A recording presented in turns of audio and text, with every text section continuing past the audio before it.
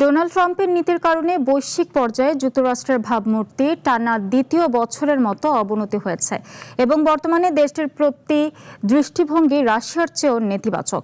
এমন তথ্য উঠে এসেছে আজ শুক্রবার প্রকাশিত এক আন্তর্জাতিক জরিপে। গণতন্ত্র বিষয়ক বার্ষিক জরিপটি প্রকাশ করেছে ডেনমার্ক ভিত্তিক alliance of the democracies foundation. সংস্থাটি বলছে, কোনো দেশকে বিশ্বের সবচেয়ে বড় হুমকি হিসেবে দেখা হয় এমন প্রশ্নের উত্তরে রাশিয়া ও ইসরায়েলের পর সবচেয়ে বেশি উঠে এসেছে যুক্তরাষ্ট্রের নাম। জরিপে বলা হয়, গত 2 বছরে যুক্তরাষ্ট্র সম্পর্কে বৈশ্বিক ইতিবাচক ধারণা নাটকীয়ভাবে কমেছে।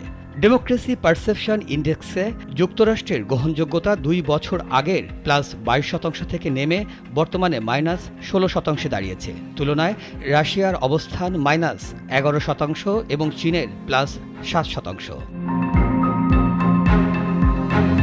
জরিপটি পরিচালনা করেছে পোলিং প্রতিষ্ঠান নিরাডেটা। গত 19 মার্চ থেকে 21 এপ্রিল পর্যন্ত 98টি দেশের 94,000-এর বেশি মানুষের মতামত নেওয়া হয়েছে। এর মধ্যে 85টি দেশের 46,600 জনের উত্তরের ভিত্তিতে বিভিন্ন দেশের ভাবমূর্তি মূল্যায়ন করা হয়েছে। ন্যাটো জোটের সাবেক মহাসচিব এবং অ্যালায়েন্স অব ডেমোক্রেসিস ফাউন্ডেশনের প্রতিষ্ঠাতা আন্ডার্স ফগ রাসমুসেন বলেন, বিশ্বজুড়ে যুক্তরাষ্ট্রের ভাবমূর্তির দ্রুত অবনতি দুঃখজনক, তবে বিস্ময়কর নয়। তার মতে, গত 1.5 বছরে যুক্তরাষ্ট্রের পররাষ্ট্রনীতি ট্রান্স আটলান্টিক সম্পর্ককে প্রশ্নের মুখে ফেলেছে।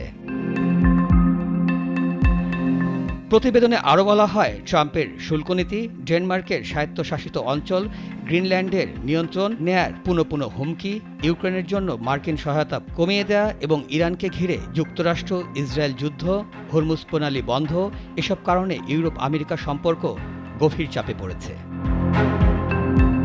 মিরাজ মিজু, নাগরিক।